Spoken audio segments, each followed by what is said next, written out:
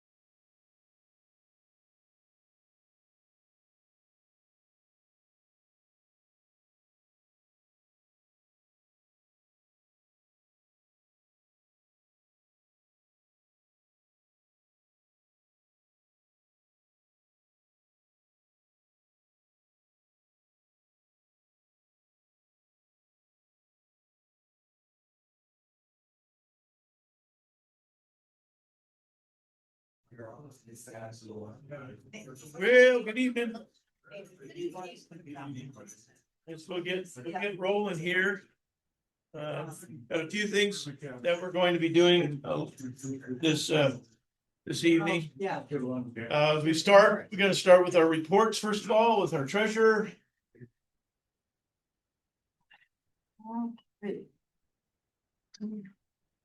So with the club account, right now we have 4,223.11 in the account, and PayPal balance is 1,112.18.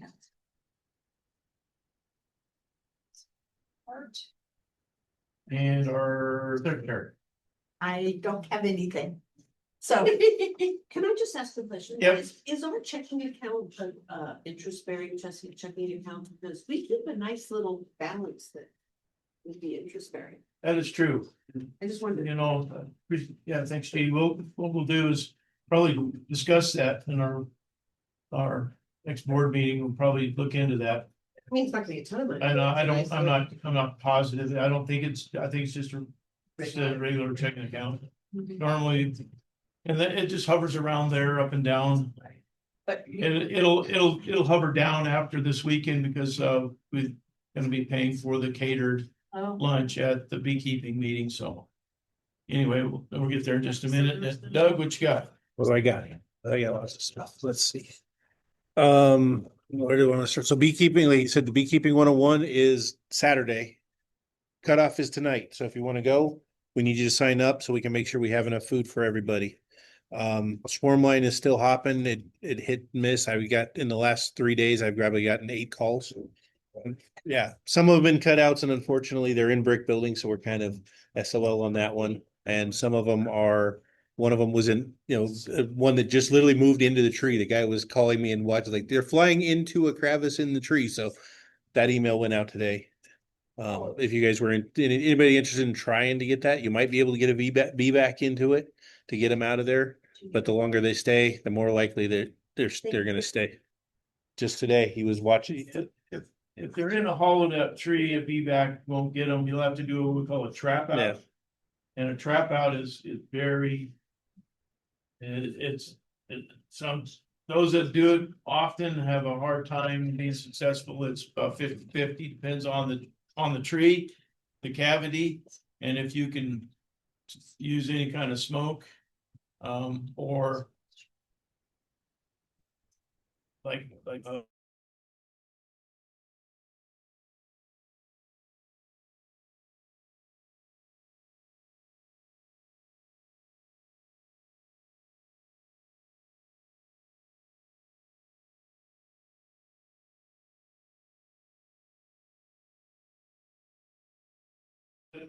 if you want to try to do a trap out, but most people, when they got a honeybee nest in a tree, they think that's pretty cool. So anyway, He did say that if we can't get it out, he's willing to let it stay there. Willing to what? let it stay there. So on the beekeeping meeting this weekend, we're gonna be talking about bee biology, a location consideration with different locations and the pros and cons there. Going over equipment, old equipment, new equipment, brand new equipment that's now.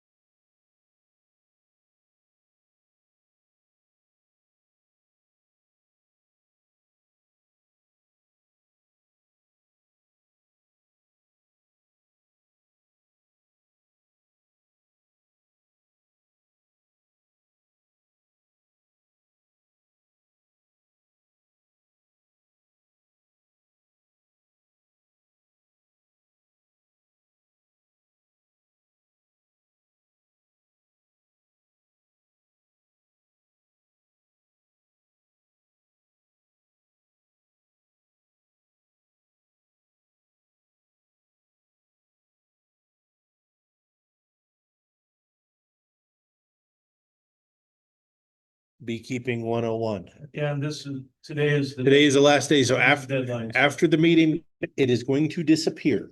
So make sure you get it done before I leave tonight. That you're done because You can sign up at the site, need to let us know ahead of time so we can, make sure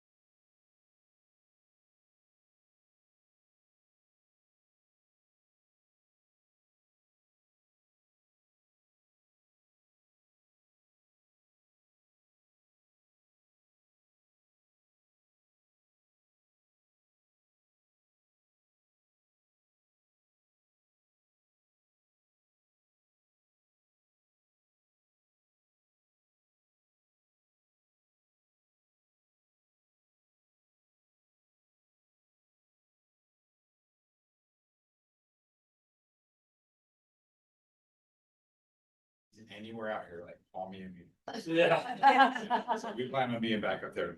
I'm just curious how big your club is, like how many students are in this club? Just said it, Yeah, 14. 16, I think. Sixteen, sorry, I missed it. Yep.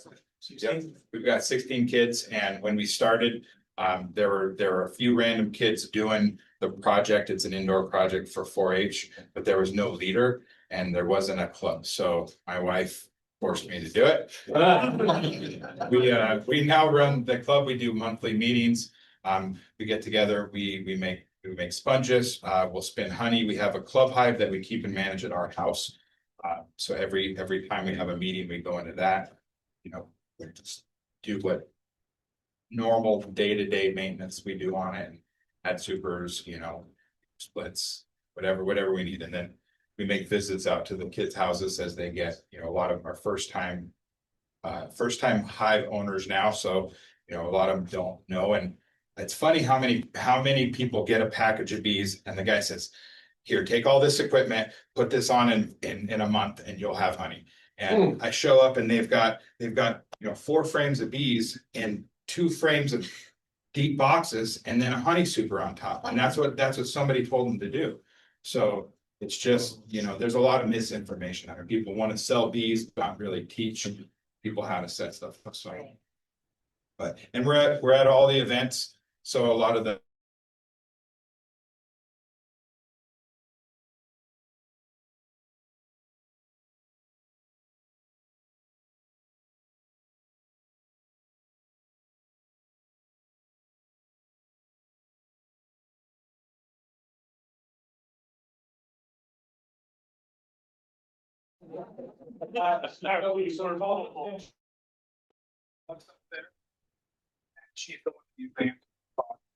she'll tell you how to get signed up for 4-H. I think you're like right at the limit, because the brands that you have is time to do it. So I would suggest I get them.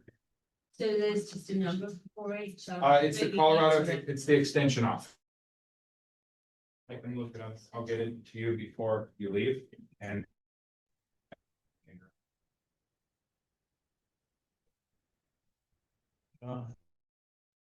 Limit on it? 18. Sorry. No, the other way. The young. Oh,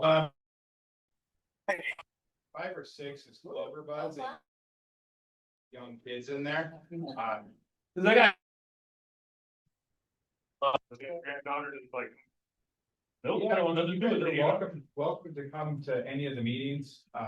There's a bunch of kids there and, you know, everybody gets into the hive together. It's kind of a mess, but. Good. But yeah, no, I.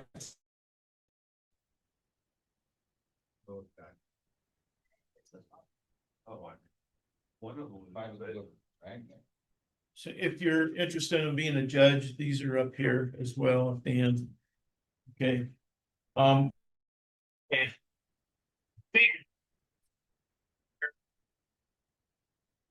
Sometime around 7, she said. 7, yeah. Here pretty quick, once you get here. A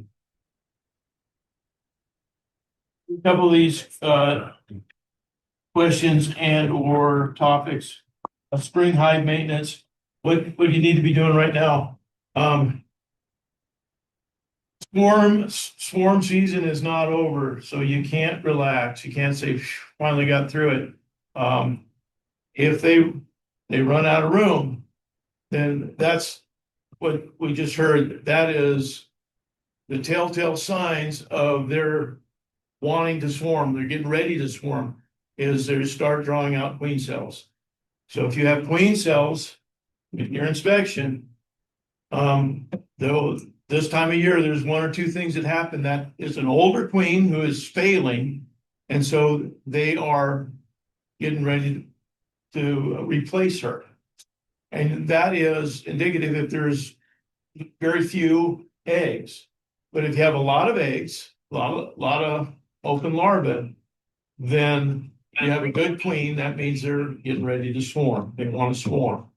And so when they get that in their mind, it's difficult to stop them, but you can. So if you can stick around, and I'll go over that, or maybe even show up tomorrow, go through that with you. So If you haven't been doing, haven't done an inspection this month, you need to do your best to try to make some time to get in them and see what's going on. For room wise, it's called the 7-10 rule. And this is probably the best rule that you can implement in your apiary, the 7-10 rule.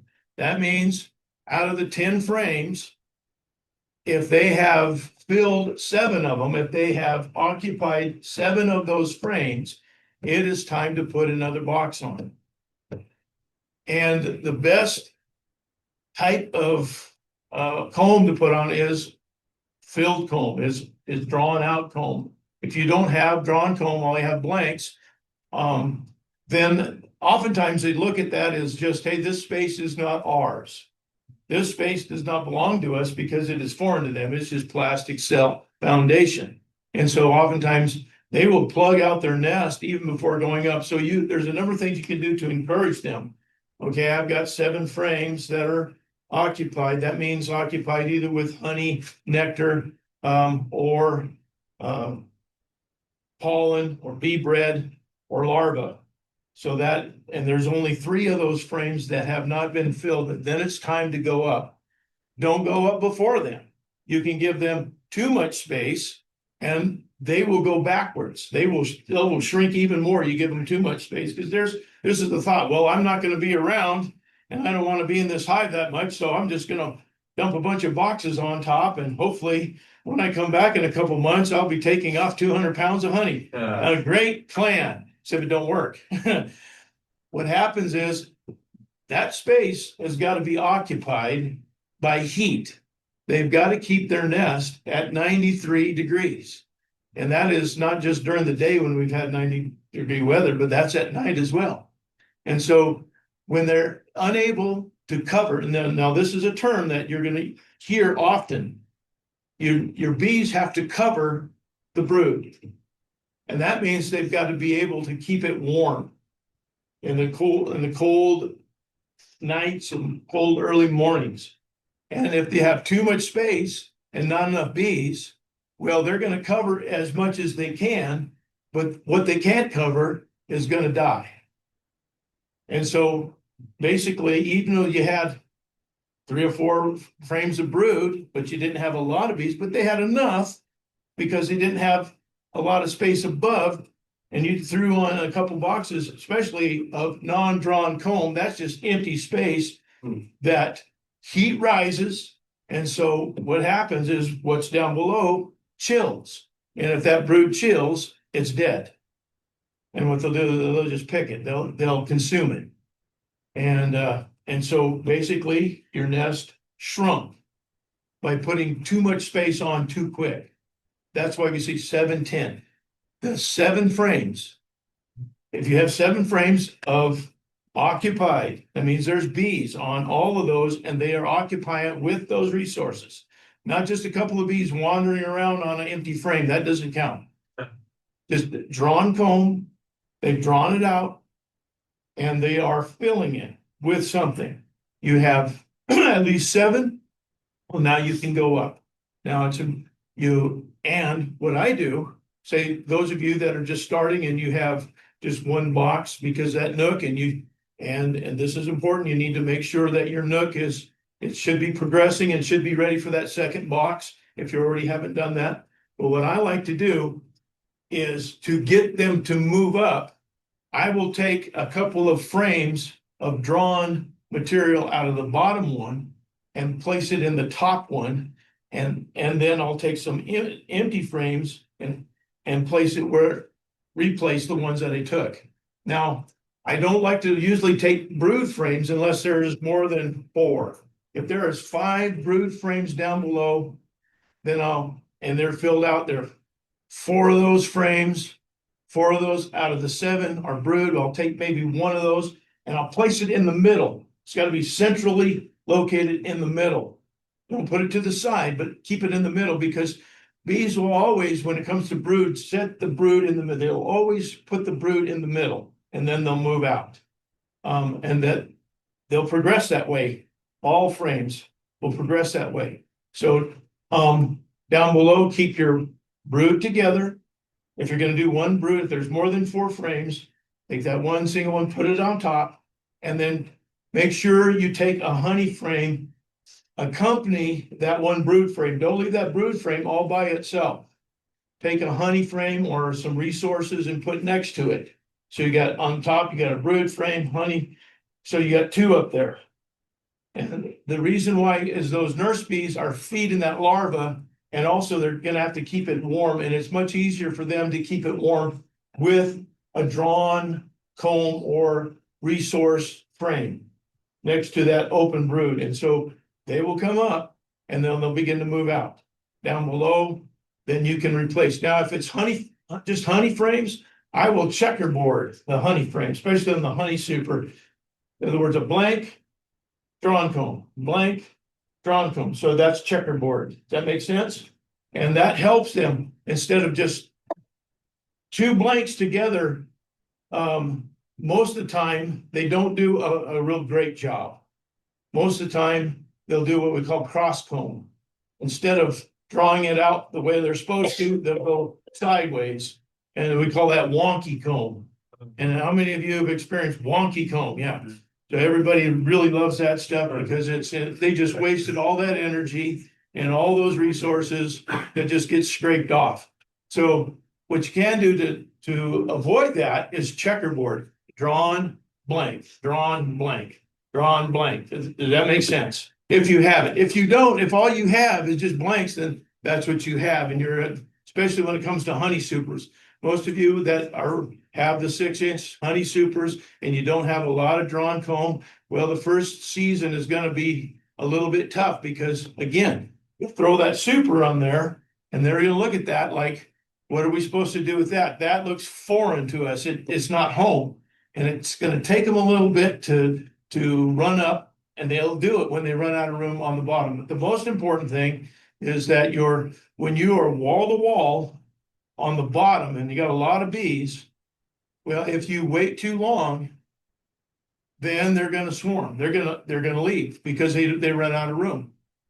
And so that is being a beekeeper instead of just a bee haver. If you're a beekeeper, then you're keeping bees. That means you're in them. If you're just a bee haver, well, you won't have them for very long. You have them, but now the trees have them, and the neighbor has them in their tree, and they're calling, "Hey, we got bees in the tree." Then the Western Colorado beekeepers is Doug. So, any questions before we go on the 7-10 rule? This is important this time of year, especially if you just started with. Now, if you have plenty of room down below, then don't put on that second box. But that means, and here's kind of the tricky part, is because we were in a dearth. A dearth means there was no nectar. There was a lot of pollen, and so they got light in a hurry. Basically, the pollen's coming in, and they're able to brood up because they had some honey frames. But they've used those honey frames and replaced it with brood. Has anybody seen that? So the honey frame is basically on the outside. Honey's gone, and it's wall-to-wall brood. And that got scary because there was a lack of nectar. And that was because of the lack of moisture. Lack of moisture, the flower still has the pollen. The pollen is still good. That pollen in that flower resource, it will be there until that flower wilts and dies, but the nectar shuts off. So we had a little bit of a rain. And what I did notice, what has happened later than it usually does, is the Russian olives have exploded. And the last couple of days, all but 2 of my yards are in what we call a drounder. There's a lot of honey coming in, and they're whitening up all the frames. It's pretty neat. So it's a heavy one, and you can tell it is Russian olive because it's a green tint to the honey. It's a little green tint, just like that. Tastes good. Some people don't like it. It is a very heavy floral taste. So if you like a heavier, but normally nobody pulls that honey or uses that honey because this time of the year the bees need it. So you just let them, they can have it. So that's good news for those of you that are around. How many have smelled the Russian olive? It's a sweet smell, and you walk out and it's very indicative. It's very pungent. Some people they. How many of you before you were a beekeeper just didn't like the Russian olive? You thought that is a terrible invasive species and we need to get rid of this tree. And then you became a beekeeper and said, no, we need more of that. It's awesome, you know. Same with rabbit brush. I mean, the rabbit brush is just a pain. And curly cup gumweed, same thing. This in the way. And then all of a sudden we find out the bees love that stuff. And a beekeeper, we love all that kind of weird stuff. Anyway, questions on 710, that's important. Just make sure you got room, not too much room. I know this is a lot of information. A lot of people say, man, I don't, this is a lot of work. Yeah, it is, but I want you to be successful and I want you to be able to not just build it up where you're going to get a honey crop this year, but be successful throughout the year.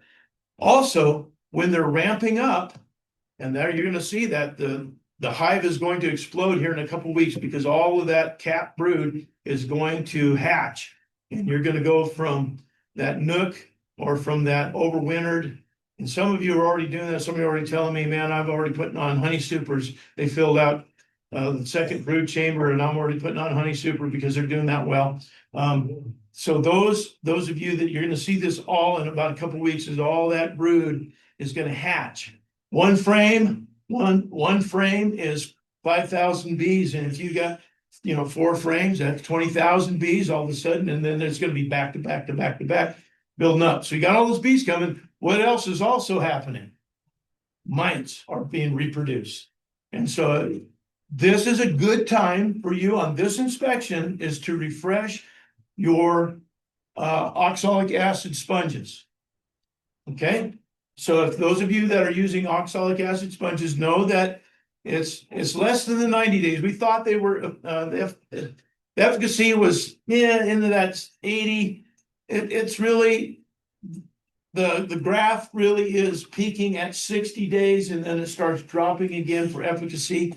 And so I tend to just replace them at that 60, 65, 70 days if I can. So those of you, this would be a great time to replace those and refresh them.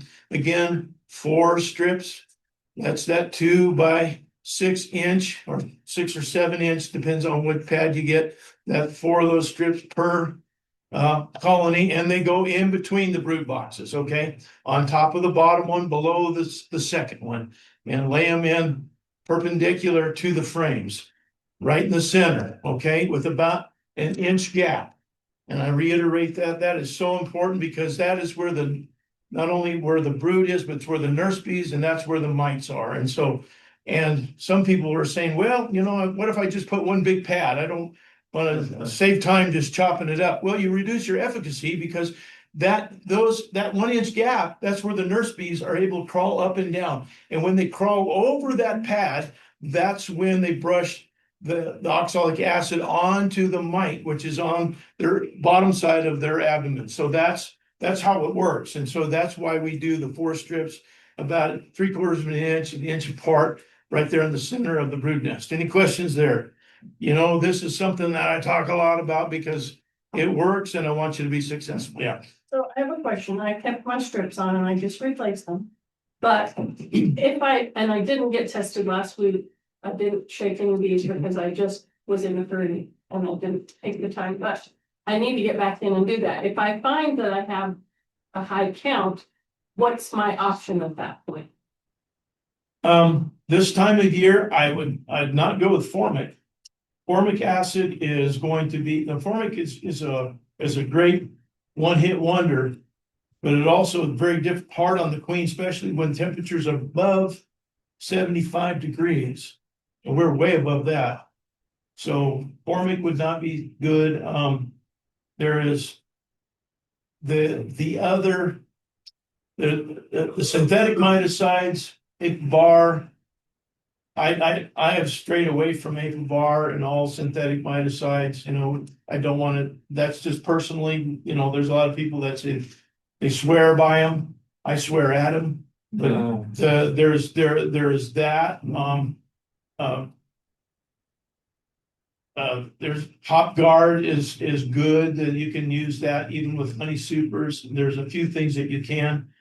Oxalic acid vaporization. Now, this is something that the vaporization will knock down all paretic mites, all free roaming mites that are not encapsulated. So if that mite is encapsulated, that's the only problem with oxalic acid vaporization is it doesn't penetrate the caps. But all mites that are free, it will give you a good hit and a knockdown.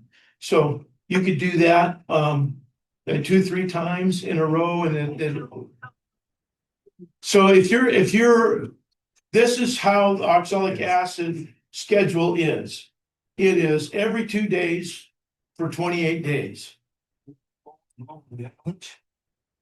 That is if you are relying solely on vaporization. Here's why.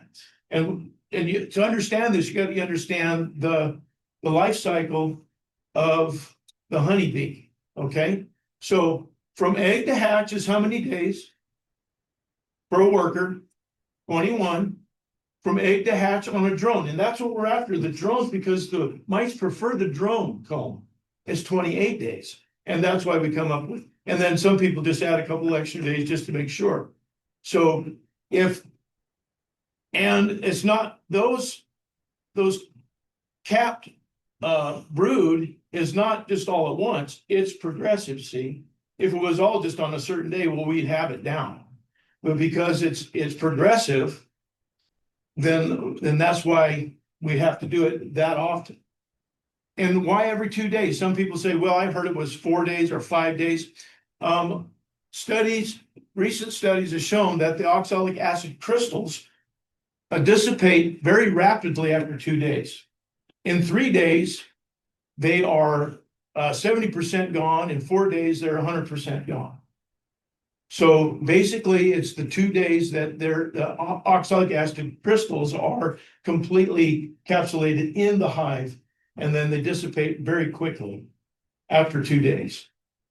And so that's why they said, well, if it's every 3 days or 4 days, but that's the schedule now. That's recommended schedule if that's all you're using. And so if you got oxalic acid and you have a high mite count, I'd hit them with oxalic acid, and that knocks down all the phoretic mice and then the ones that are encapsulated. And that'll give you a handle on beginning to get it under control. So if you're only using oxalic acid, and there's the other method is the dribble, but that's the same thing. The dribble method, which really we moved away from, it's not as efficacious just because it doesn't hit all the bees. And so the dribble method it's good, but that's when you use oxalic acid, those are the 3 applications. The extended with the sponges, the vaporization, the dribble method. So those basically we have regulated down to those if that's what you're using. Does that answer your question? Yes. Okay. So if you've been religious with your sponges, then you won't. And that is not just but you're refreshing them. So again, that's 60 days. I would do it 2 months. I would make sure you put your sponges in. Okay. March, one spell, and then I just reversed. Yeah. So you notice that, and it depends on the beehive. Some are much more hygienic, and they'll chew them out in a month. You notice that?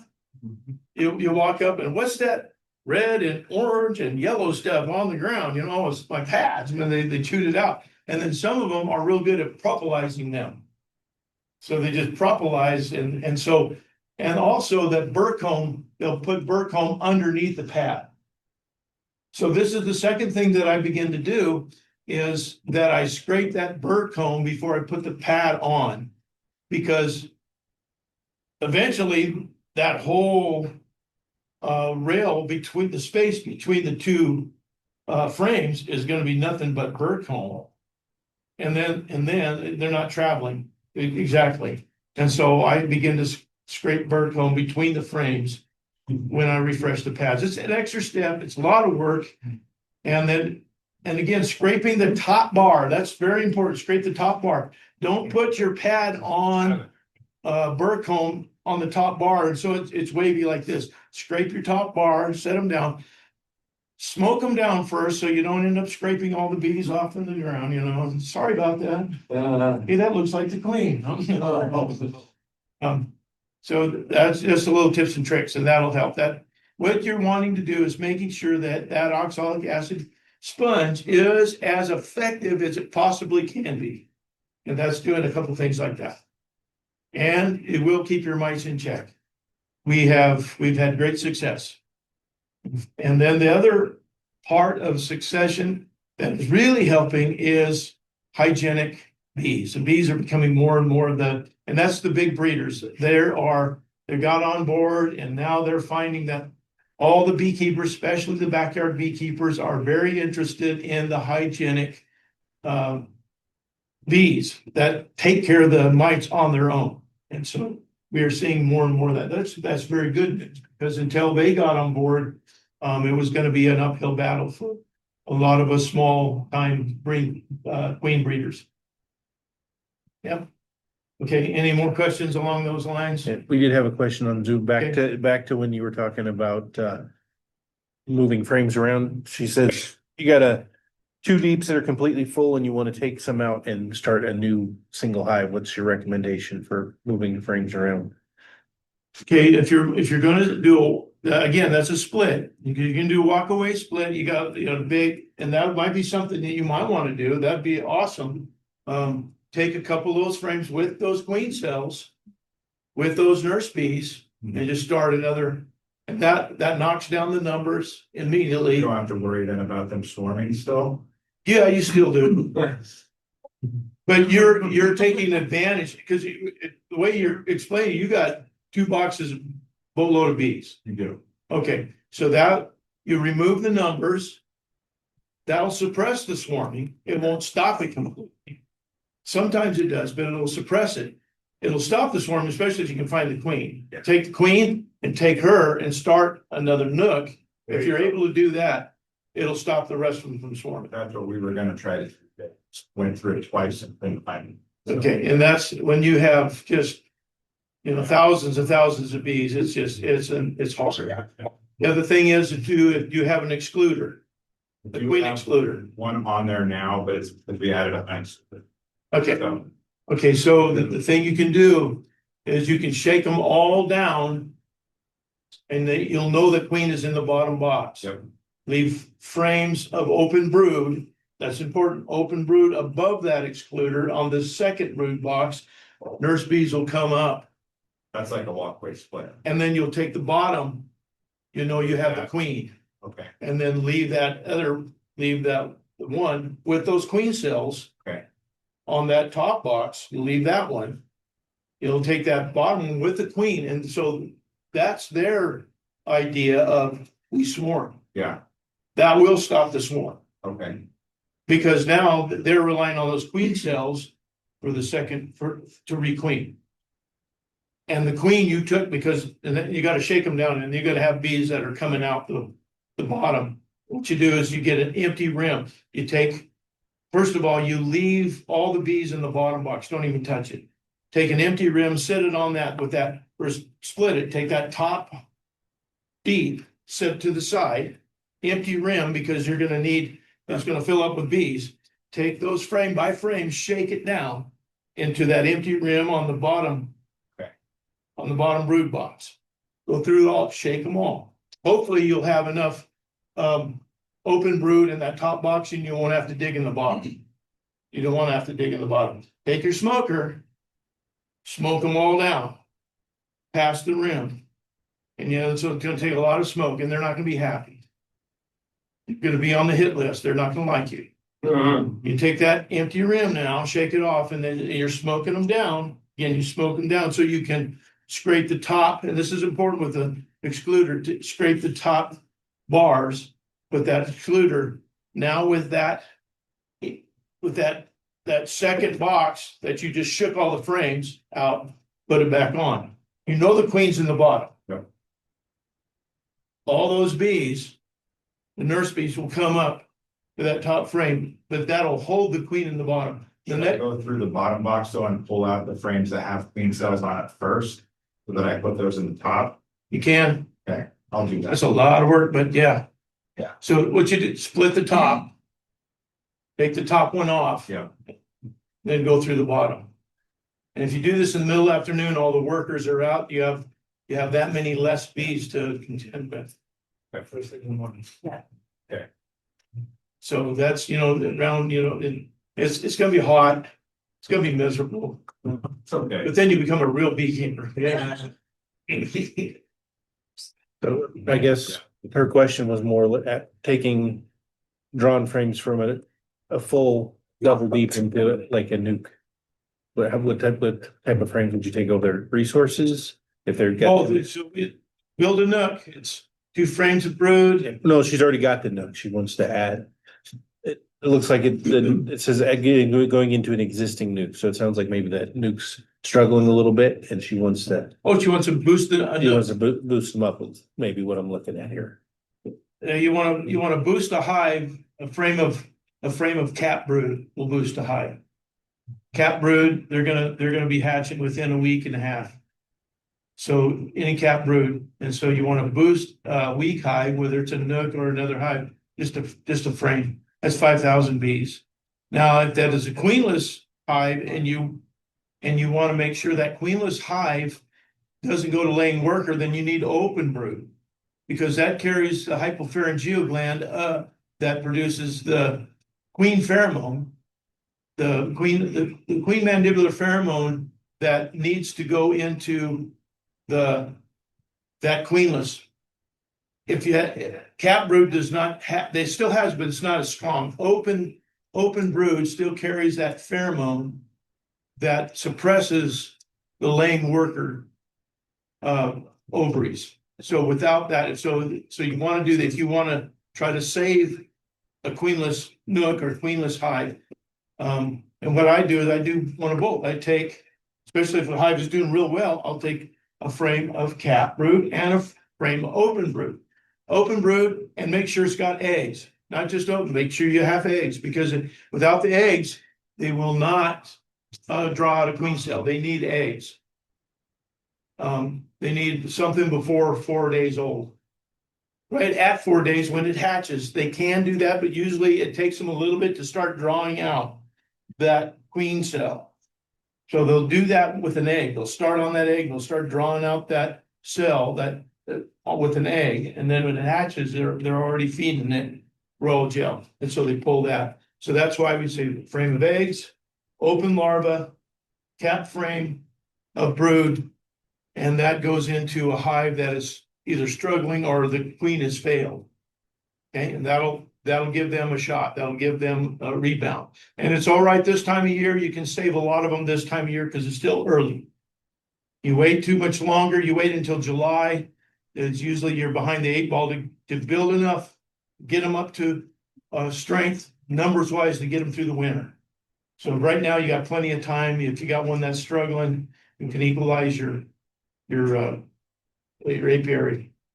Another question? Yes. Okay. Oh, come on up. Thank you. I do have a PowerPoint presentation if that can be set up. Yeah. Did our Is it not working so hot? yeah. Okay, well, we can run it. I'll give my introduction here. My name is Mel Schreiner. I serve as your area entomologist. I work at CSU. I'm a remote consultant for the university, and I'm very much a general entomologist. So I work with our Palisade peach growers. I'm working down in Olathe on the corn earworm. I'm working in row crop agriculture and fruit production predominantly. And overall, I focus on just trying to help individuals identify insects in Western Colorado. I'm helping to address essentially commercial businesses that have issues around insects. It could be a hospital, maybe a brewery. I'm doing a lot of different work to address issues with arborists, with our trees dying in this drought. I'm doing a lot of different work, so I'm very much a generalist. I found my entry into entomology when I became a beekeeper when I was a 13-year-old kid. I went around and took care of 20 hives in the Longmont area on the other side of the mountain. And since then, I've tended hives here and there when I found the time. My partner Tristan is also an entomologist, and he's more of the beekeeper than me. But I had prepared some slides for talking about integrated pest management and issues that folks are facing, and I was planning to share some resources with you. We do have a document at CSU. Maybe I'll back up a little bit. In the state of Colorado, you guys are running beehives, and you don't have a lot of government, federal or state support in the regulatory space at the Department of Agriculture. I mean, there's a handful of individuals that participate in the National Honeybee Survey out of the CDA Broomfield office, but they don't have a lot of individuals working to support beekeepers in Colorado. And frankly, the University Extension has very few resources as well. We used to have Dr. Arthur Shashabri, who was a pollinator biologist who ran a honeybee lab on campus, now works out of California. But she did establish a document that I think you guys should be aware of. I had planned to share a digital version of that. We can put it online. I was going to say, you can definitely put it online. It's called the Integrative Hive Management Document, and it's a CSU document that allows you to navigate a lot of resources around Colorado relevant issues when it comes to managing hives. It talks to the brand new beekeeper, and it will also be good reminders for folks that have done it for decades. And it's authored by this pollinator biologist, Arthur Shashabri. And so it's probably a 70-page picture-loaded document. It has tables. It's talking about a lot of these really healthy practices when it comes to keeping bees. And I had tried to build a kind of a walkthrough, so I apologize I can't share that tonight. But I'm curious to hear from the community just about what are your largest challenges, whether you're a new beekeeper out there or you're fairly seasoned. Obviously, varroa mite is out of control, and treatments likely need to be taking place to control that population.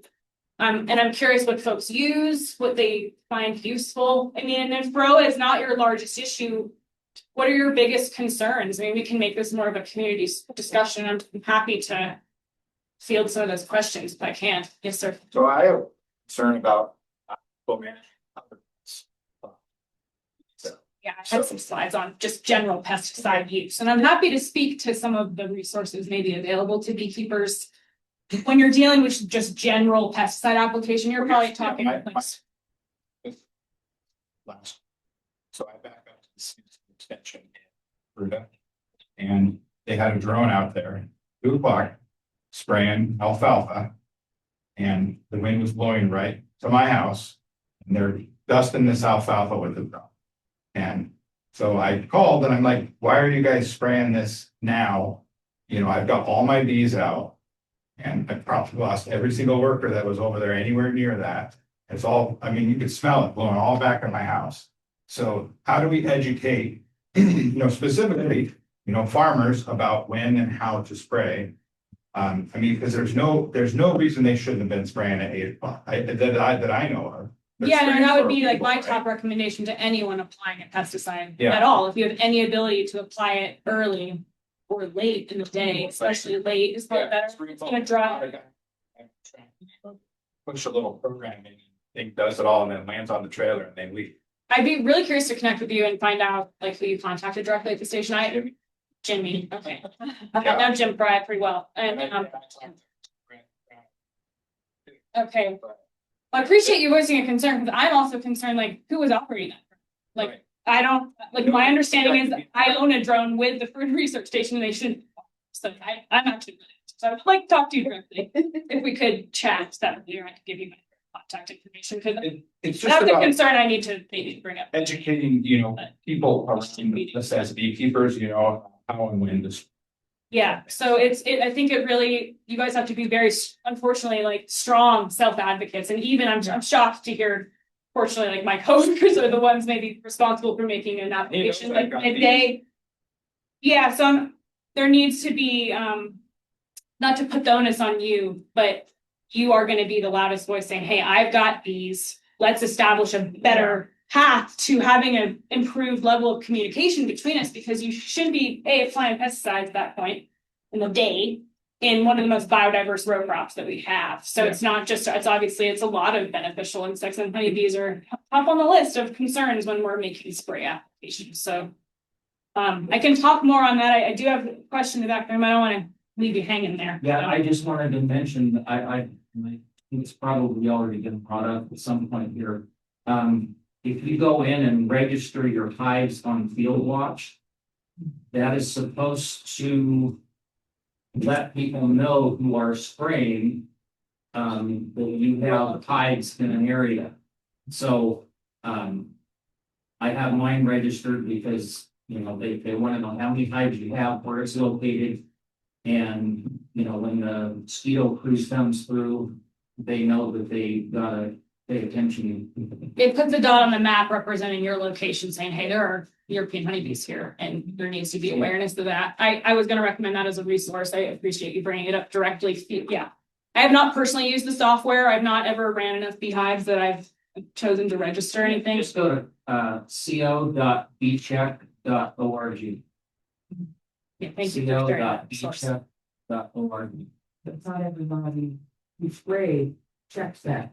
Right, but Correct. there could be, it's helpful. And I think there are so many folks retiring out of the spray business here in the valley, and I know there is a spray service down operating out of Montrose County and maybe parts of Delta County as well. And I personally know them, and they're individuals that say, hey, like, we're an open book. We want you to approach us. We want to have these conversations. We want to know where you are.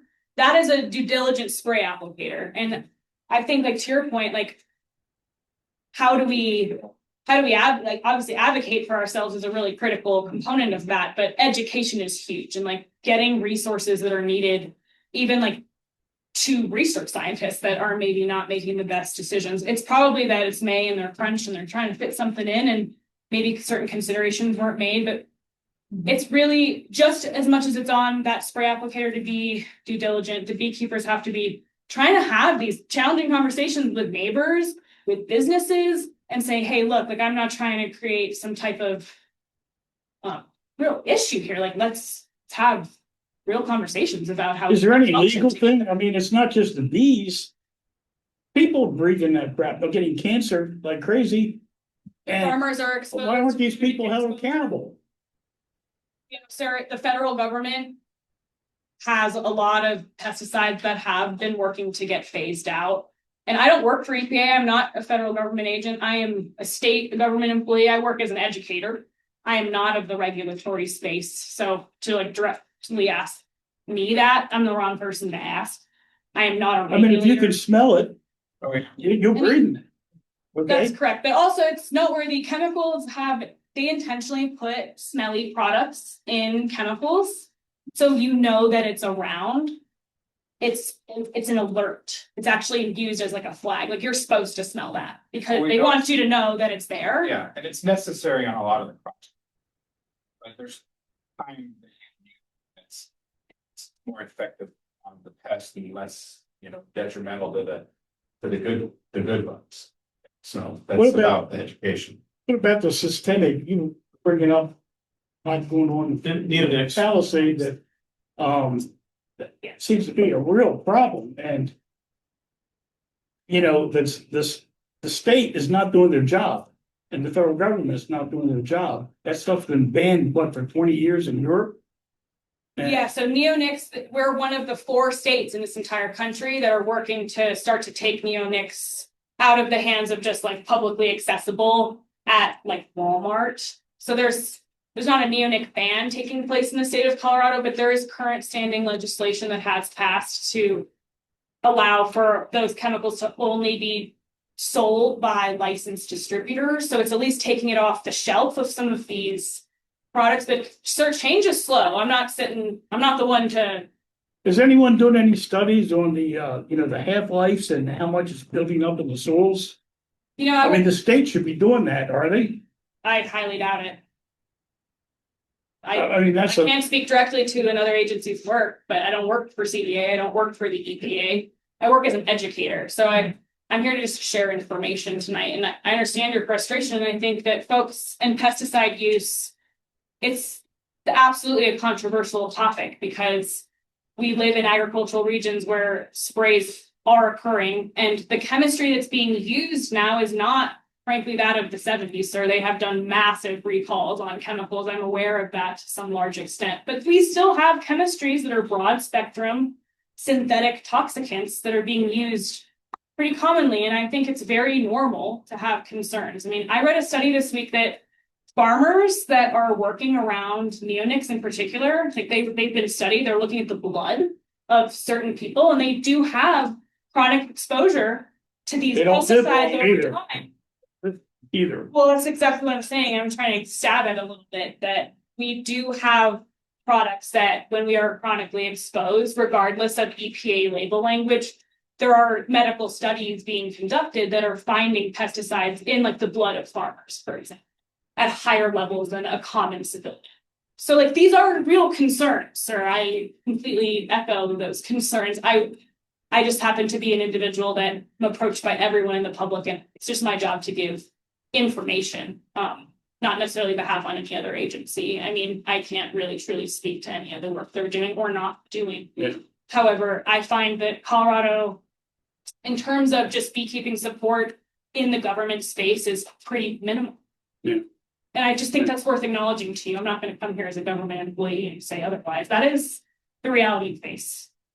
And you are in an agricultural environment where pesticides have been very common in the environment, and without being a real strong communicator and saying and registering through all of these softwares, unfortunately, there's not much to do except just to try to get to know those people making the sprays and try to have a personal conversation with them. It's the only thing that I have seen happen successfully, is when that kind of that respect and that conversation can take place and people can do better. My partner said that again, I'm shooting down here. And it was pretty much a statement. So in California, versus or beekeeper, California, it's illegal for all farmers, Central Valley, to spray pesticide, herbicides, fungicides in the whole month of February and the first 2 weeks of March because of all the pollinators that are in the state. I've been sprayed more here in Colorado than I ever have been in California. And every year, I mean, last year I lost a whole yard of 32 colonies to neonics. I sent those samples to the lab in Georgia, come back high residue of neonics. So it is a serious problem here in the valley. And you're right, there's very little support when it comes from the state. And I appreciate you saying we need to advocate, because nobody else is. And tell legislature, because you can scream as loud as you want, but until legislature catches up, like they have in Europe or in California in a lot of aspects, we're not going to see much change, because it works. These pesticides work, and they work really well. They work too well. And insecticides are our most toxic that we have, and they're nerve toxins. We have central nervous systems. I mean, at some point, I mean, any chemical that you are exposed to chronically over time, look at Bob Ross, who volatilized the lacquer, the paint thinner. I mean, it slowly gave him cancer over his career as an artist. Our farmers are exposed to chemicals. There's a lot of industry professionals that are exposed to chemicals, and we have to be the advocate for ourselves, whether you are taking a stance as a beekeeper or just as a citizen. I mean, you could voice this at public hearings at Mesa County or wherever you live as a citizen. You're allowed to show up at public hearings and say, these are real concerns that I have as a citizen. And frankly, sir, we're living in the busiest world that we ever have, and people are finding less time for the quality time piece with family, with going to community meetings, and really showing up for some of these issues that have to be solved. And I feel really challenged by this space, because we all live in a world where these chemistries are around us. Lysol wipes on your counter are technically bactericides, fungicides, like pesticides are all around us, and it's become very normalized. And I think we're all very fair to question if we're safe, and we should be advocating for our safety if we're finding that farmers are chronically exposed to these things, if our bees are becoming exposed to these things. It's just now interacting with a lack of infrastructure at the state level and frankly, the federal level for beekeepers. That is a huge challenge for individuals in this nation, but especially in Colorado, we are so sorely regulated here. People can move beehives in and out of this state without licensing. That's not normal. Typically, state to state, you move hives, it's treated as livestock. When you move horses, when you move cattle, you're getting paperwork to move that across state lines, and that's not happening for bees. I think that does exacerbate some of the issues we see with the spread of disease and the spread of varroa mite.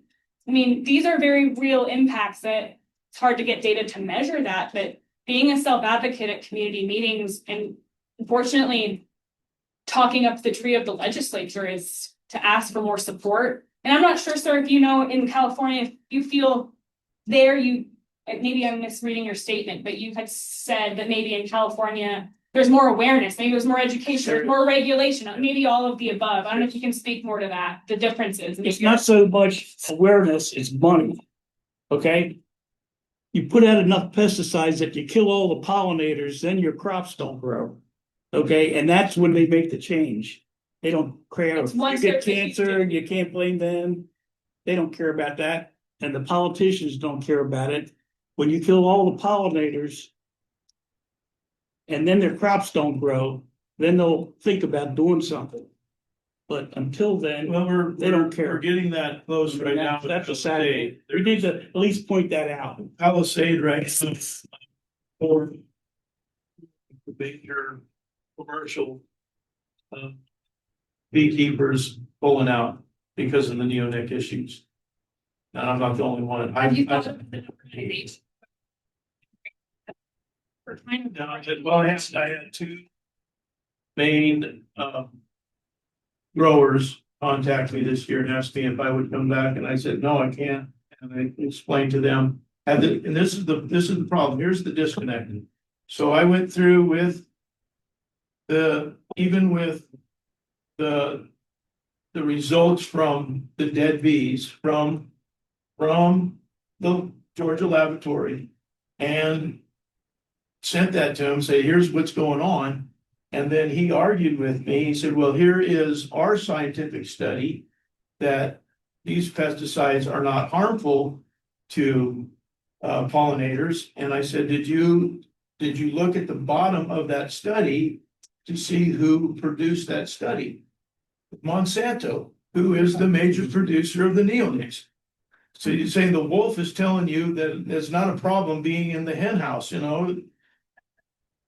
And that's what my frustration is. The growers don't want to quit because it works, but yet they're coming to the point, well, they don't have pollinators to the cherries and the apples didn't get pollinated very well this year because they had to rely, a lot of them had to rely upon the natural pollinators or the native pollinators, and they're few and far between too. We're seeing a lot of the native pollinators disappearing.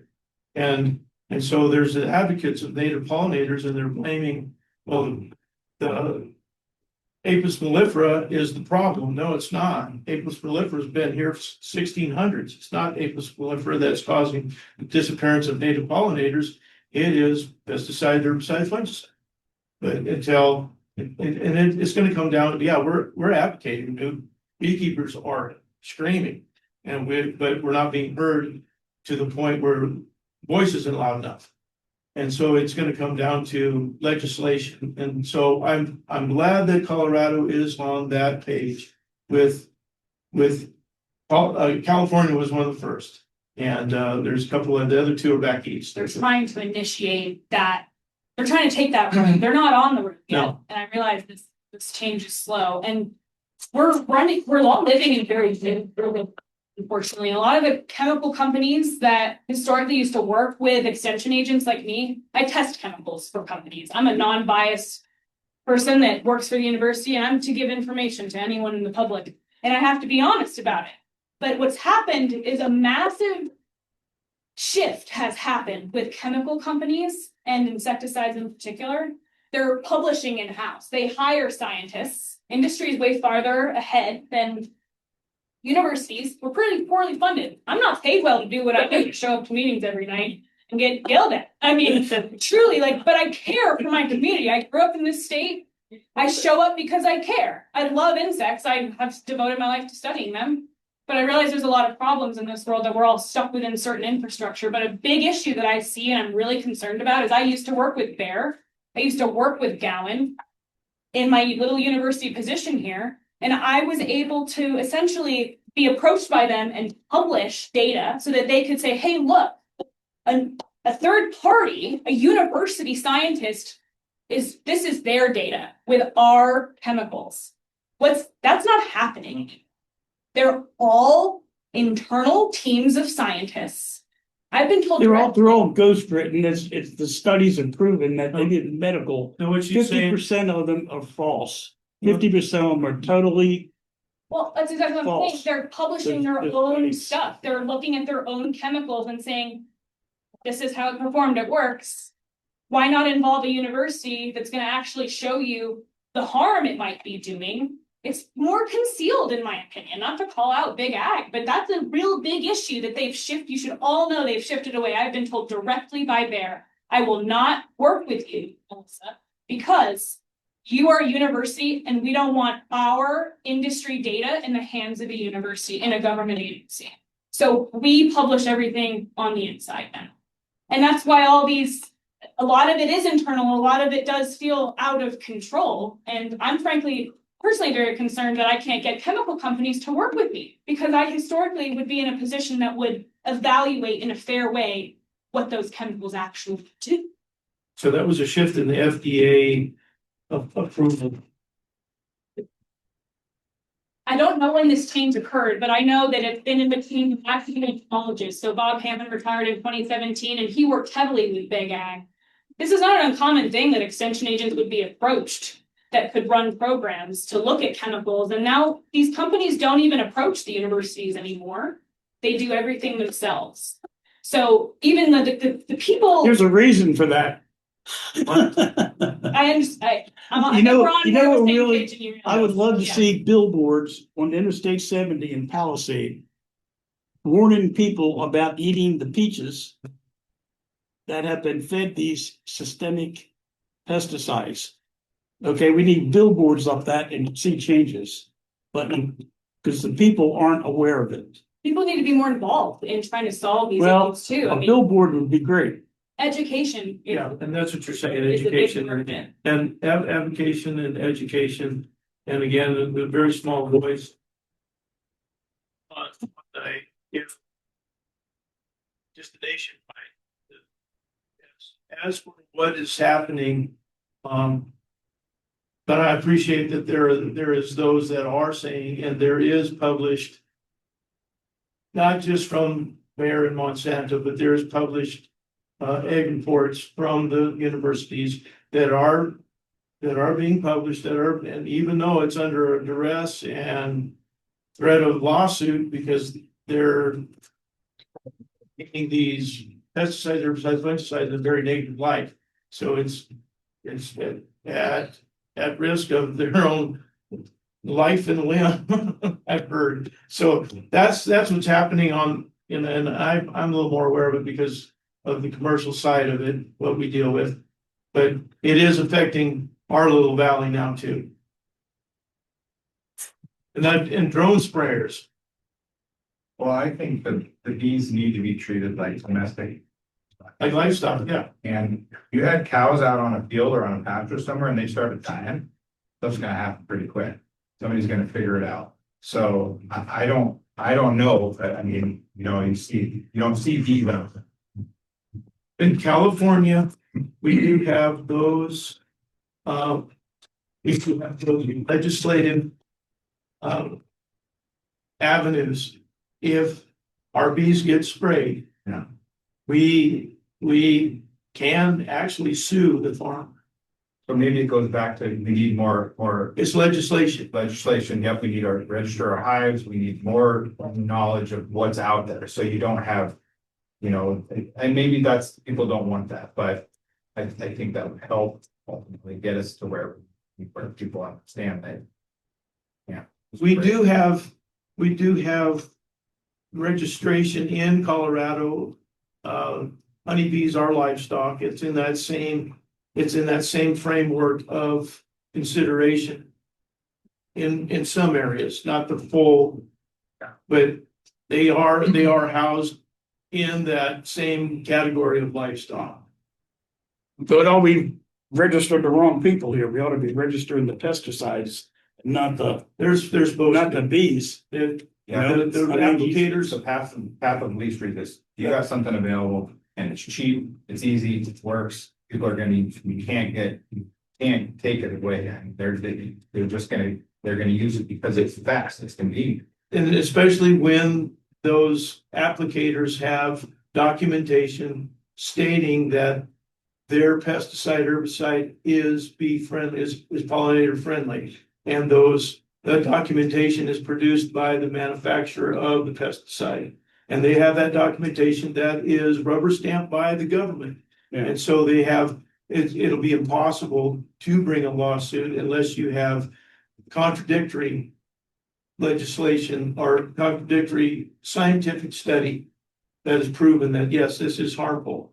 The residuals is where we're having the issue with the residual, the buildup of neonicotinoid. Yeah, and you know, the state should be doing studies on that. They're not. Well, You know why they're not? For money. Okay, well, it's, yeah, the big Funding pharma, is very poor at the state. For what you know, like we are funding at the federal level. Get a lot of dollars to do things. And so we're pretty poorly funded for our agricultural workers and for industries like your own. I mean, we get strikes compared to other states like Florida, California. I mean, it's very different how they look at what we call agriculture in the state. We're a very heavy ag state, but we're not really treated that way in terms of like the Wild West. Are there any other pests out that come into Colorado, these other than Varroa right now? you know, I really tried to find this information. I didn't get back in touch with the beekeeper in North Fork Valley, but they detected a new disease. It seemed like somewhat of a minor issue.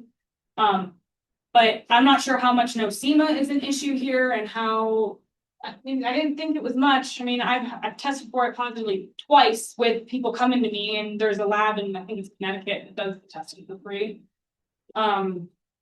Does this group this is the Western Colorado Beekeepers Association. I'm not sure how connected you are to other beekeepers associations in this state, or if you guys all meet and then talk up to a national kind of body of associations. And I don't know if these conversations are like you as a national organization would be able to write letters that would be more impactful than even individuals writing them or individual associations, but we're stuck within a challenging system. And that's why I go and say to you, just go talk to the guys. I mean, we've got to figure out what went on out in Fruita. I'm really concerned about hearing that, especially like if they made the application themselves. Is that what it sounded like? Or was it some third party? Yeah, they say they hired someone. So they're not able to use their own drone yet, but I'm not talking bad. I like all those guys over there. They've been great. You know, we have to farm together a little bit. pretty because well it shares the educated. fields. They're pretty approachable. And, Yeah.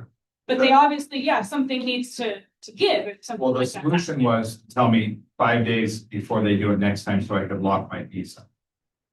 That was the solution. And, you know, I sent back, you know, why don't we just spray in the morning? And no. But it wasn't confrontational. I mean, they are willing to listen, but These conversations are hard, but Yeah. they've got to happen. And you guys have to be, unfortunately, you're put in the position of having to advocate for yourselves. And I think as a group or as big of a scale as you can take some of those kinds of concerns as an organization. I mean, it's hard to figure out what your asks are, but obviously there's people in this country that are concerned about pesticide use. It's not just the individuals that it directly affects their livestock that are bees. I mean, people have there's a lot of worries. I mean, for example, I don't know if it's linked exactly to this, but like the price of corn, for example, over like the last 3 years has been cut in half. People aren't buying the leaf with sweet corn. We have a new moth that's causing problems too. I mean, it's old moth, new genes. So it's a new superbug in town that's decimating the acreage of oleander sweet corn production. And we'll see. actually, also the market has fallen. We don't have any prices for these farmers if they can't even use clean. We can't. And the Colorado lottery is going to run like a support Colorado produce thing because people are buying lottery tickets, but they're not paying attention to some of these huge issues around them, trying to bring some awareness. I mean, our crops in the state in general, farmers don't have it easy either. They're having to make really tough choices to decide to apply products in order to save the crop, because they're having to, the distributors don't buy that corn unless it has less than 7% of that entire field invested.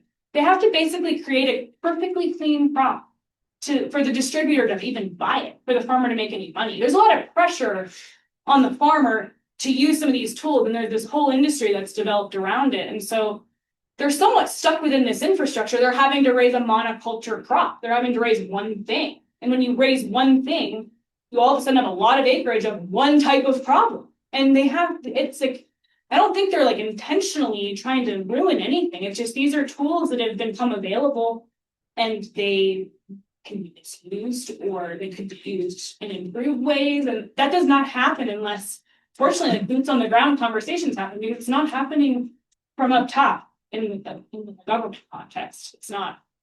The state very, very limited, I think, has the resources to come and conduct like analyses of things after and do investigation. They do so many investigations every year, but there's only so many X number of people that are physically staffed to do that kind of inspection. So they're just spread thin.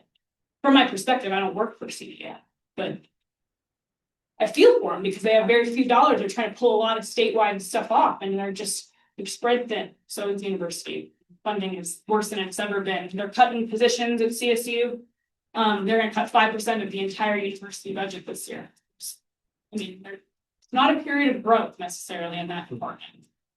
At least coming from, speaking from my own stage, they were not a period where we're thriving. So besides the varroa, has there been any other mites or anything that you have identified? Nothing that's come across my radar. I don't have strong connections to associations. When I came to the Honeybee Festival, I had explained I meant to reach out earlier, and it's amazing how your time gets spoken for. But I did want to reach out, and I did want to let folks know I have some pretty good ID chops. I mean, if there was something concerning, I would want you to know that I'm a resource in your community that could talk up the chain and talk to the state and help do some advocacy if there were issues really detected. If someone's losing 32 hives out here in Powell, I would want you to know that I'm not a regulator, so I can't necessarily go and slap anyone's wrists, but I might be able to have conversations with folks and connect you to individuals that you can advocate for what happened. I do know people at the state, at least a few people that work on bees. I'm trying to get to know them better. And I met with one of them today. They're out here helping to set Japanese beetle traps up in this county. We've got that issue we're trying to take care of. And she did say if anyone has issues registering hives or has questions, or she wanted to pass her name on. Her name is Aya Voss, AJABOS, pretty short name. But she is connected to the National Honeybee Survey and did want to offer her name. She was brought into another meeting tonight. There's a lot happening today, but it's mid-May, and I know people are feeling the crunch of a lot of problems in the world. I at least can hopefully be a resource if there is problems. I'm not going to be the one that solves them, but maybe I can help better connect you. And I am local. You're the one county that has an in-person extension entomologist in this entire state. So your tax dollars and Delta and Montrose and the university, they pay for me to have it here. I am a resource to you. And if there's resources in other states you want better connected to, or labs, or if you've heard about certain research or certain scientists, like I'm pretty fairly connected nationally to certain universities. I'm not saying I know everyone, but I have some skills in that space to maybe find you people you might be wanting to talk to. And when I reach out, it's different than just even a commercial business. I run the university space is kind of behind mine. So I'm happy to try in the ways that I can help. I want to offer that to you all. Whether I have a lot of resources, that's a different story. But I'm up at the fairgrounds over at where the 4-H office is, and yeah, I'm happy. Tomorrow if you want to help me. I'll be out there. Brett came out on me today. You mentioned that you did have some resources and give those to Doug and. I'm happy to send those for digitally, and I'll send my slides I prepared for tonight. If you prefer to review that PDF, I just built kind of a talk on A few things, I covered some general pesticide information. I also built in some IPM slides, just some good reminders. So you're welcome to review that. I do really appreciate, I know these conversations are sometimes challenging, but I appreciate the ability to come and at least introduce myself and let you guys know I do exist here in the valley, and I'm working to solve several issues in agriculture that are frankly like baptism by fire. This job, I've been out here 5 years, and every year there's been some new big insect problem. You know, they're the Goldilocks insects. They don't like it too hot. They don't like it too cold. So they come in for your AC. They're coming in for the heat. They're not originally from this country. They're from Europe. They arrived in Idaho in 2015, and they have rapidly spread. The Front Range is starting to get them more. That they've been left out of that problem. And I was just in Fort Collins. I saw a whole building covered in them. So they're just kind of slowly making their way, distributing themselves around these western states. But you can't spray all the elm trees. You can't remove all the elm trees. They only feed on the seeds of elm, but then they somehow go through some type of stasis where they don't need to feed for like a long time, and they just hang out and get lost in your house and leave a firewood pile and annoy you. Drop on your head when you're walking under your patio. You take it kind of vacuum shock colonies. CSU people need to change your fact sheet, because you're saying you can use vacuums to clean these things up, and I can't fix all these vacuums that are breaking because they're sucking so many elm seed bugs up. You need to use a shop vac, not a normal household vacuum. Please change your fact sheet. It's business for me, but people are breaking their vacuums. So it can be a real issue. People sometimes deal with tens of thousands of them on their property. I've had 2 people sell in Mesa County because of elm seed bugs. So it can really impact people's well.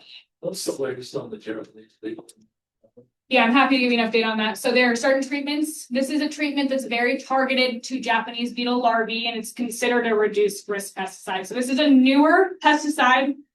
We've studied it really well, and the only reason the county is using that one is because it's the only really safe product to apply right after it is applied. Like, you can walk on it and pets can be there.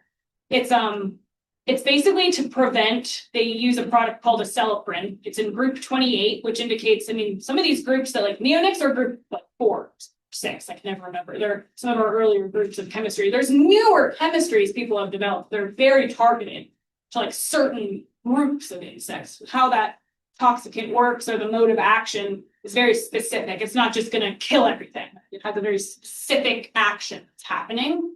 And that's what's been selected for lawn treatments, because these beetles, there's hundreds of breeding pairs that are detected last few years in the valley, and they lay eggs in irrigated lawns. Essentially, that's their favorite location to lay eggs. And so when you treat a lawn with this product, it essentially protects that lawn from, if there's eggs laid on it, they won't hatch. They're not able to grow up. It's very specific to the beetle larvae. And they will make treatments. It's WDRs, it's the contractor, and they've been great. You could call them up and ask questions about anything you want. And I don't feel that you or these are at all in danger of these applications that are being made by Mesa County, based on my knowledge of this exact product that they've written into their contract to only use. I run traps in part with, I have a full-time employee who's a research associate, and she runs traps for the Upper Grand Valley Pest Control District, looking to see if Japanese beetles are ending up over in the tree fruit area. They've only found one in the district, and it was right on the western edge, so it's not deep into Palisade. Originally, in the early 2000s, they defeated a population in Palisade proper, and they got rid of it. And unfortunately, some of this lack of regulation at the state level, unfortunately, people can just operate businesses that bring turf grass from infested areas to this valley. As we have turf farms closed locally, people that are building subdivisions in this valley are searching for turf grass, and they bring turf grass in. It's not treated because they're not a registered landscape contractor, and they can just operate a business without formally registering themselves with CDA. And CDA only has so much control over who operates these businesses. If people don't register, they operate in the dark, and CDA doesn't. You said the western edge of the upper valley. You know, Oh, question, I should probably know that a little better. It's pretty much from like the country club that's dense over to.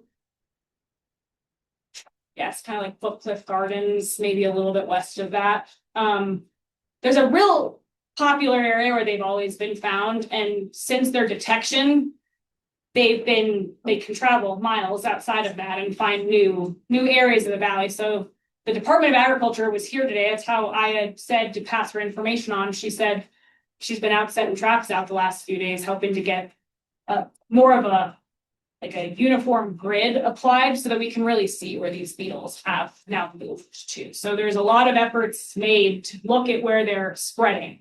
And that map is going to, if it's not already publicly available on Mesa County, they have now launched a tool for the first time where you could go look at that map and find exactly where they've been detected. extension. You know, I could probably link the new page. I got the link like 3 days ago from our Mesa County IT department. So it's not yet on our website, but Mesa County has a Japanese beetle page. Type Mesa County Japanese beetle and go in there, and there should be a dashboard that they're now any day, if it's not live already, you can look at where beetles have been detected. And just because my brain is so busy and I'm half cyborg and I have to look at the computer to tell people answers like that, just maybe, sorry, you may have to at those details yourself, but there's a few pockets in that very central portion. 80% of it's on city property. And the county is the one that has been doing honestly, a big spray program to try to remove this beetle. And I think we're right on the edge of finding more information out after this year's data. We'll kind of see where this population sits at in terms of exactly where they're found this year. They had that before, but they were trying to keep all the traps in the main area so that they would keep beetles there, but they have to now spread out and just look to see where they really ended up. That's a big effort being made this year. And to trap an entire valley as large as ours for an insect is with very few resources, we've had to get creative, but I know some really amazing individuals involved in that, and they're working long days this week to make sure that happens. And they're sharing what they're doing at events at night, so they're working long days. If you find them in your property, are you able to report that? Yeah, to me, I am the one that's going to say that's Japanese beetle. And I look at the larvae, I'm trained to species. Like I could tell you, we have other scarabs that live in our compost piles, and we have southwestern mass shapers that delete lawns faster than Japanese beetle does. We have other lawn scarab pests. So it's important if you find white, really, my mother says they're like the ugliest thing she's ever seen. They're not a pretty insect necessarily. They have a soft white integument. It's not that grub that you kind of, you dig it in the compost pile and gives you a little fright. They have a sclerotized orange head capsule that they all almost look virtually identical. I have to look at hair patterns on their butt. So another name. Does it make sense that if I found it and sprayed my yard and my next door neighbor doesn't, I mean, what do you? That's a I big just might have problem. increased my chances of having cancer.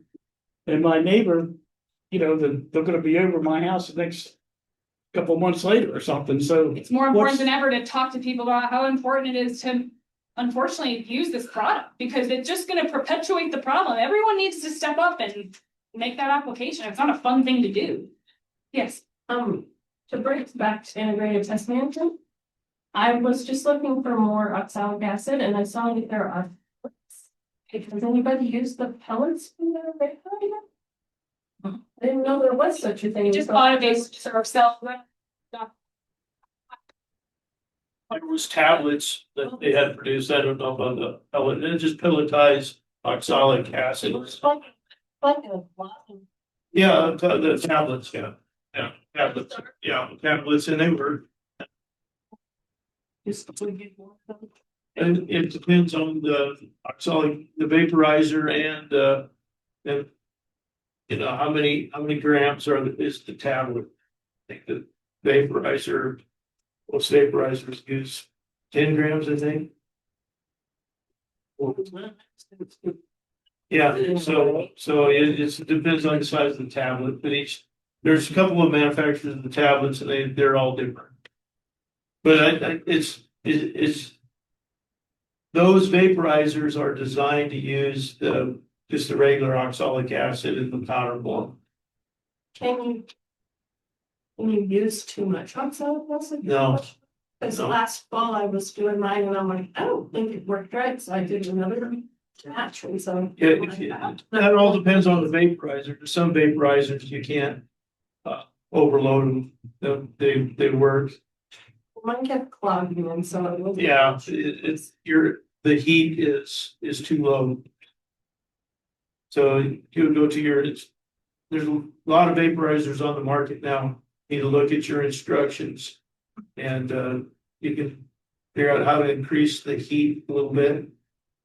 You can be too hot as well, but if it's clogging, the temperature needs to be raised. So it's too hot, it'll cause formic acid, is that correct? No, Okay.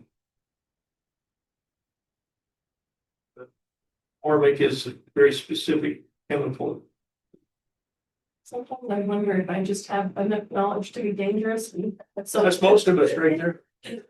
So in a drought, is there insects that are more prevalent in like what we're going through right now? I know it's probably, most insects are probably reduced in a drought, but is there some that are more predominant in a drought? Talk on this drought series across the West, and it's interesting because our lack of cold temperatures, many insects that typically get suppressed by cold are starting at higher population in spring, moving into the summer. However, we've had also really hot temperatures. I'm sure all of you have had very busy bees really early on in a crazy way. Swarming was early this year from what I mean, my phone was ringing earlier than I expected it to hear about, hey, there's a swarm here, what do I do? Just from, I feel questions from the public all the time like that. And I imagine you guys have some type of swarm hotline list here, so I've been sending people your way. Hoping that exists. There's business cards right there on the table. Take it. I'll give you a bunch of them here and you can pass them out. Yeah, the thing is, a lot of things have overwintered. Aphids have overwintered really well. So there are predator lady beetles. If you've seen ladybugs around like crazy, they're eating all the aphids that have overwintered. So some things have fared well, surprisingly. Some of these predators that typically get knocked back, some of our butterfly species I've been able to see this spring out on these early blooming spring plants. I'm doing remote surveys of, West Montrose County. I'm not on the Utah border in Canyon Country, and it's amazing to see how little in the landscape is blooming and how torched out it is. So absolutely, there is a lower level of blooming plants across this landscape that's usable by native pollinators, by your European honeybees, by bumblebees that have always called North America home. There's just less out there. And that's definitely affecting, their ability to take nectar and floral resources, pollen loads off plants. I mean, the cactus is shriveled and dry. I mean, it's really bad. Yeah. I mean, it's horrifying to see like these xeric plants even can't really take what they're experiencing. And I don't know exactly how much that impacts something like that plant's ability to put nectar on and put pollen on. I'm not in plant physiology that deep lately, but I'm curious.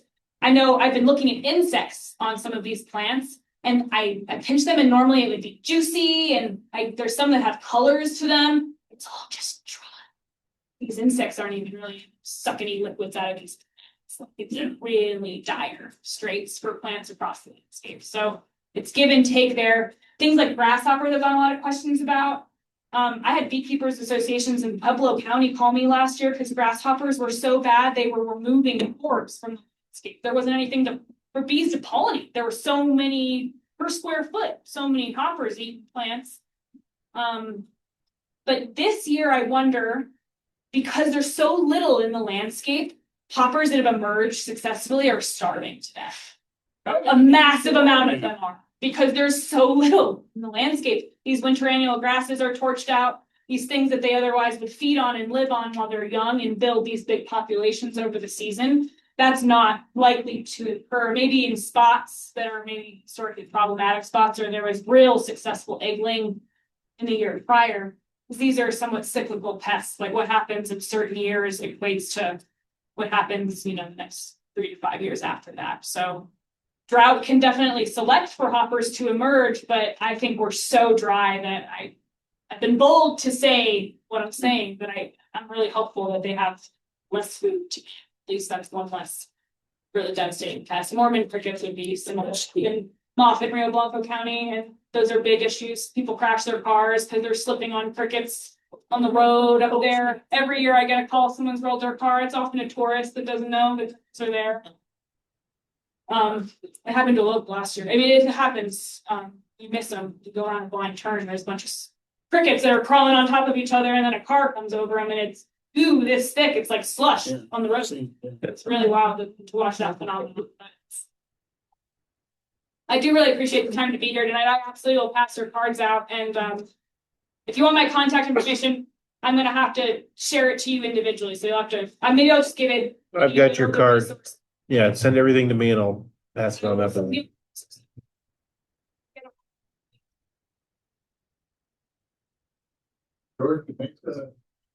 in Orchard Mesa, yeah, over at the fairgrounds, like where that big parking lot is. So that's where I'm at. Yes.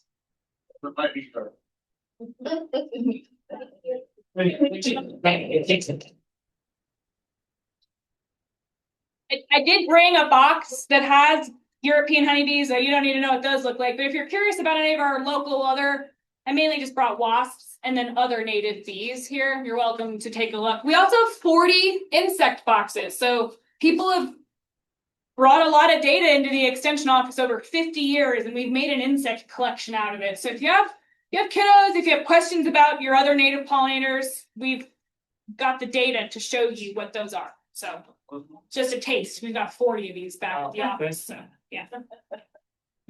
Thank you guys. Yeah. You need to scoot through it. Okay, yeah, I might if you don't mind. On the registration for beekeeping. I'll be in touch. Thank you. Night or in the morning tonight.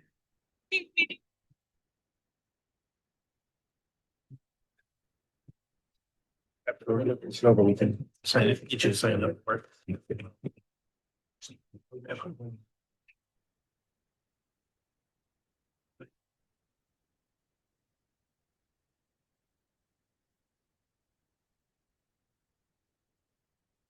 She had mentioned the new virulent, and I do have some information on that. It's a new foul brood virulent that they have found. This is a bacterium, Melissococcus plutonus, that had been identified, a strain of European.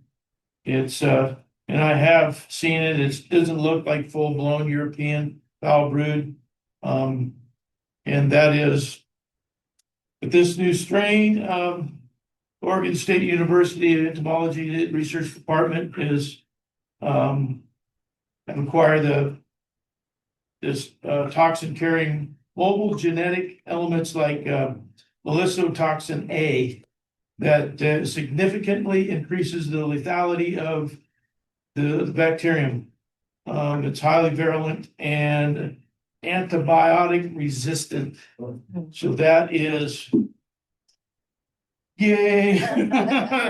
So, and then the other thing, the question somebody said, is there any other pests that are along the Trobolalaps has not hit North America or actually our continent, so South America, North America, and it's still. But they have found Trobolalaps in Southern Europe. So as long as it doesn't find its way across the pond, we'll be all right. Anyway, how many have a hot hive? A real angry hive, and you're wondering what to do about it. Yeah. Okay. So the only way to deal with a hot hive is to requeen. And so if you can either purchase a queen or have them requeen themselves. If they requeen themselves, and that's usually the more aggressive the hive, chances are they won't receive a mated queen. The genetics are too different. What they will do is they'll receive that mated queen, let her lay, and then they will kill her and then try to raise their own queen from the eggs that she lays, which doesn't make sense because half the allele is from the queen that, and the eggs that they just, but that's the mentality. So you can go ahead and do that, and you can, but the problem with that is finding a queen in a box of very angry bees. That's difficult. So anyway, that's the only other thing. Any other questions or comments? I appreciate the comments and the questions of our guest speaker, but I was really feeling bad for her because we're letting her have those old barrels, and it's not something that is her wheelhouse. That's not what she does, not where her department is. And even though she does work for the state, but she's somebody on our side. Yeah. And so, and again, it's gonna be important that we advocate and get the word out, especially along the lines of some of these new pesticides that are really being overused. They're very overused in Colorado and in a lot of states that aren't regulating them, to the point where if you don't understand, neonicotinoid has, the strong ones have a half-life of 9 years. The weakest one has a half-life of 4.5 years. And so that means it carries the same potency for 9 years. In 9 years, it's half as potent.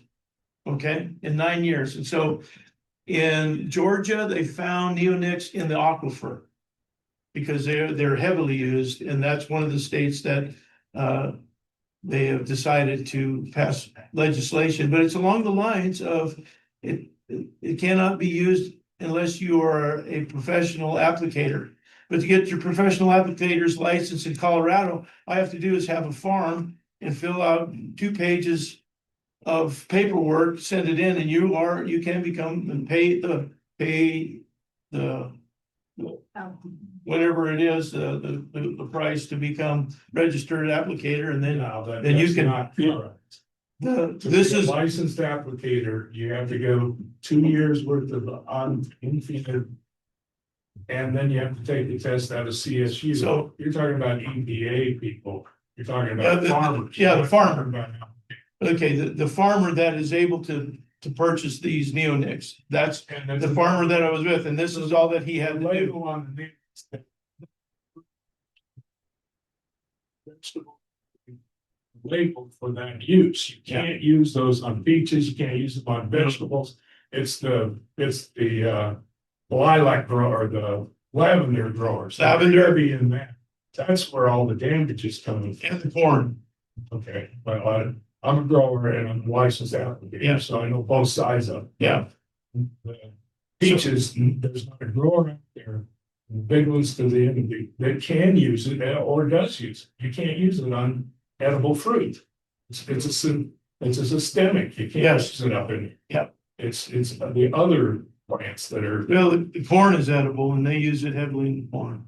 I do know that. They have lavender oil and stuff that we bodies. But it is. Again, the farmer, he was because he has a shed full of it.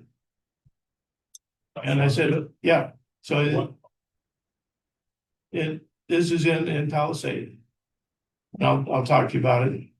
And this is, he told me this is what he had to do to get the applicator's license. Well, that's an EPA license, yeah, it's not Yeah. state, it's No, and that's what I'm saying. right there.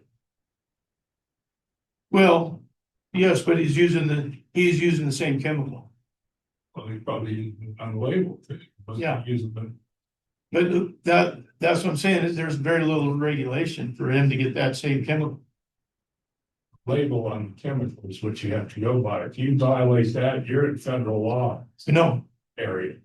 and who is regulating that? CSU extension and the pesticide applicators into the ag department. They have their own team that do it.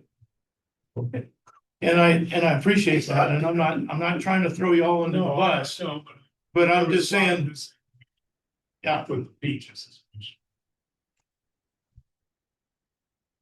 Yeah. And I didn't. Here's what I know. I lost a yard and a half and Tyler lost half his yard in that area. I know, and that's all that's there. I sent the bees to a lab. They came back positive for neonics.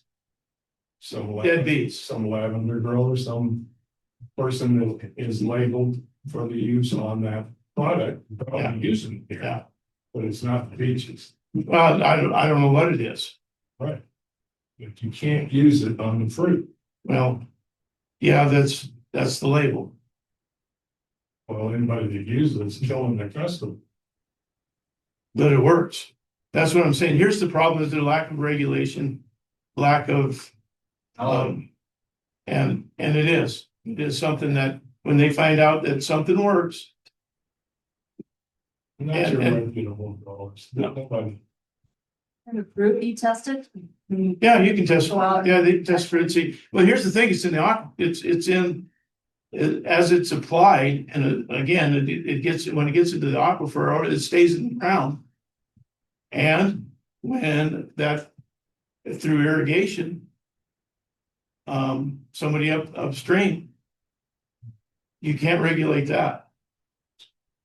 Yeah, I would say somebody used it upstream from you. Interrupts. Yeah, if somebody used it upstream, it's gonna come, it's gonna Get it. it's gonna be in irrigation. What I'm saying is that, and if it's heavily used, and they're finding an aquifer, so it's there. Back east, not around here. There's no aquifers withdrawn from it. So little. Yeah. Well, it's in the river water, which it ends up eventually in the aquifer. We're getting studies on. Well, they don't inject it right down in the aquifer. It's always through irrigation that it ends up. That's how it ends up in the aquifer. Still water. Years for use. Exactly. Yeah. I mean, can't speak for Kansas and Nebraska.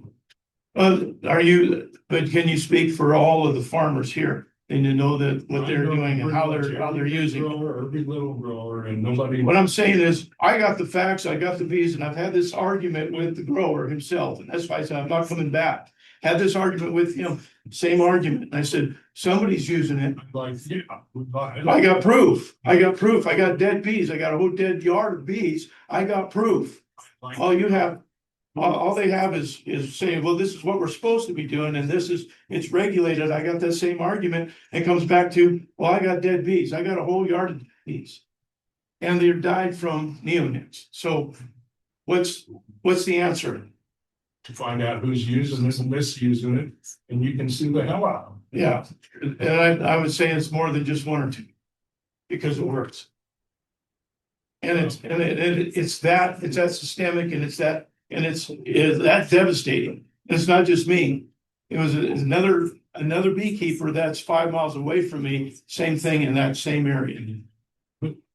So I'm giving this to you, and you would be the one that could really help us. We talked about first. I checked with all the big growers, and even some of the smaller, like me. It is not used in the fruit business. You can't. It's against the label. Mhm. It's basically used in your lilacs and your ornamentals and all those. So There's no. I'm not near any lavender. lavender spread out all over the upper level. Well, the main lavender growers, I'm not near anybody. When I'm in the center of the fruit. Where I was. We're talking about you, person that has a shed full. Do the bees bring that back? Yeah, so they bring it back and then they feed it to the larva. It just kills the whole thing. Kills the whole hive. Dead bees out the front door. Pretty. Pile of it. Oh yeah, it's when you've been sprayed. And I know it was sprayed. I didn't know what. No, I got sprayed. And so there's no doubt about it. So gather them up and you ship them off and you have them tested. And it is obvious. So they pay me to pollinate, but not, I said, it's gonna cost you $300 per colony to pollinate. So that's what it costs me. Because not only to kill the bees, but I can't use those frames. If we're all. Yeah. The rims and the lids, bottom boards, that's it. Because you throw that equipment at anything else, it does the same thing. So it's where, and then again, it's sprayed more here in the valley than ever in California. Never come back to California with these issues. It's always here. And I hear what you're saying, and I'm not trying to throw you under the bus, but this is what I got. This is what it is. This is what we're fighting. This is what, and so what's the answer? The answer is, well, they're not doing it. Somebody is. And not just me. I talked to the three other, the other three guys that come in to pollinate them, and they're all having the same issues. So I don't know what, I'm just telling you what happened. Okay, I'm not trying to argue with the same, whatever you're doing and whatever the applicators are doing, right, wrong, and indifferent. I'm just telling you, this is what happened. Of the affected beekeepers, what would be the distance between the extreme ends of it? Is it 10-mile coverage or 15, 5? Between me and Tyler, like he said, he was. You guys are 5 miles apart. Yeah, so I don't know. So Is there anybody further And away? then, well, the other guys are down in Palisade. The one guy's up in East Orchard Mesa, does pollinates for Larson, but no more.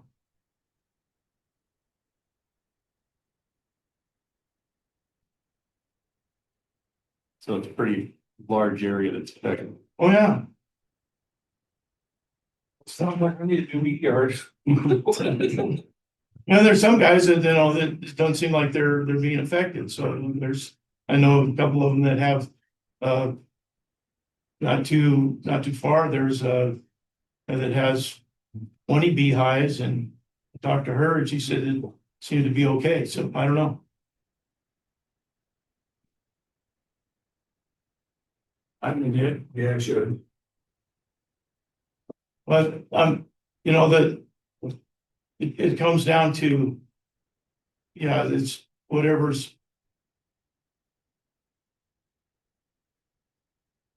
Is there anybody on the state level on the that is connected with legislation or any kind of? Oh, no, they've had a huge, I don't know, they've had a huge turnover in all of their.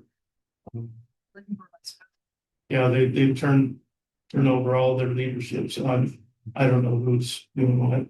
I just know the different commercial guys on this side of the state, and so. And there's no commercial guys in Olathe either. Haven't been for years, because it can't run in Olathe. From the pesticides? Yeah, you can't run in Olathe. You don't live. San Juan says, he sends a lot of his to Texas now, because he said it just can't make it in West Slope. It's pesticide. Yeah, I used to have bees up in Meeker, and he was saying, they didn't use pesticides, and I never had a problem with nothing. I mean, it was kept 40 below, didn't bother your bees at all, and never had a problem. Yeah, we're dealing with in town here, up and hit with pesticides, all of a sudden you go out and all of a sudden there's no bees. So, we're dealing with a lot. One day. To the Varroa, and then all the 5 different viruses and the fungicides, now the bacterium, and and so that's all there. But and then when the bees are stressed, those things manifest when the bees are going in any kind of stressors, and it's nationwide. 2 years ago, we lost 80% in the industry, and across the nation, and sending samples, comb samples, bee samples, 5 different labs. And the one thing that was common was neonicotinoid. So there's a few other things that were there across the board. Yeah, there's elevated issues and some other fungicides with the residuals, and that's why I decided I'm gonna start recycling comb. I've got to be on that 3-year cycle of making sure I don't hang on to comb very long. And that seems to help because the residuals build up when it comes to pesticides. Okay, any other questions? Yeah, well, the good news is that there is some, we're on the map, and there is a lot of people talking about it now. There's a lot of people that are saying, hey, this is an issue, this is a problem. And so, and if you have these conversations, you just gotta advocate saying this is a problem and this is an issue. Because again, it was said, and it's very important that, and it's not just Apis mellifera, but it's all pollinators.